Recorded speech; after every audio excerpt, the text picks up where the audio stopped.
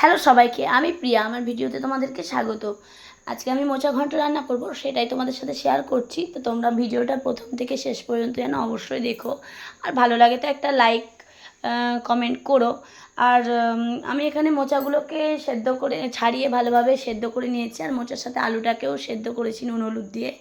তো পাশাপাশি আমি ছোলা সেদ্ধ করেছি আর নারকেলও কুড়িয়ে রেখেছি। তো এবার রান্না করার পালা। কড়াইয়ে তেল দিয়ে তেল গরম হয়ে আসলে গোটা গরম মশলা ফোড়ন দিয়ে সাথে সামান্য চিনি দিয়েছি রঙের জন্য। তারপর আদা কাঁচা লঙ্কা বাটা, হলুদ আর কাশ্মীরি লঙ্কা গুঁড়ো দিয়ে ভালোভাবে মশলাটা কষিয়ে নিয়েছি। মশলা ভালোভাবে কষে আসলে ওর মধ্যে সেদ্ধ করা মোচাগুলোকে দিয়ে ভালোভাবে নেড়ে চেড়ে নিয়ে তারপর এক এক করে ওর মধ্যে ছোলা সেদ্ধ নারকেল কুড়ানো দিয়ে বেশ কিছুক্ষণ আমি কষিয়ে নিয়েছি। আর যেহেতু মোচাটা আমার সেদ্ধ করা ছিল, তাই আমার বেশিক্ষণ সময়ও লাগেনি। আর আমি সেদ্ধ করেই বেশি রান্না করি। আবার মাঝে সাঝে কাঁচা মানে ডাইরেক্ট মশলাতে দিয়েও রান্না করি। তো আমি এক এক করে ছোলা সেদ্ধ নুন নারকেল সমস্ত কিছু দিয়ে ভালোভাবে কষাবো।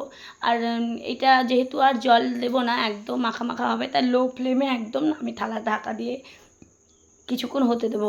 তাহলে কি হবে, এটা মাখা মাখা হয়ে আসলে খেতেও খুব ভালো লাগবে।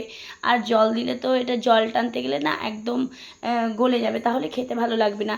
তারপর গরম মশলা আর ঘি দিয়ে নামিয়ে নেবার। আমি এখানে একটু বেশি ঘি ব্যবহার করেছি, আমার ভালো লাগে খেতে।